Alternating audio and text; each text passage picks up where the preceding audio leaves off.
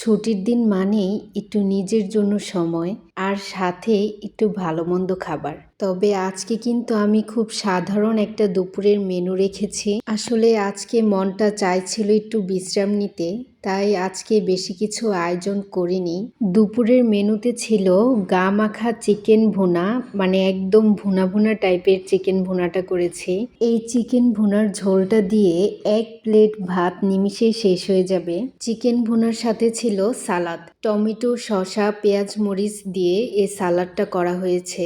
এই সালাদটা বানিয়েছিল আমার হাজবেন্ড। ওনার হাতে সালাদ আমার বরাবরই খুবই পছন্দ।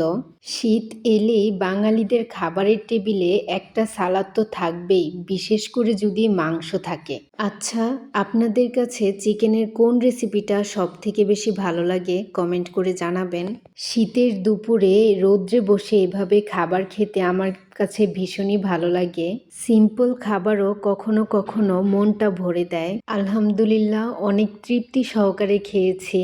তো এটাই ছিল আজকের ছুটির দিনের সিম্পল দুপুর। আশা করি ভিডিওটি আপনাদের ভালো লেগেছে।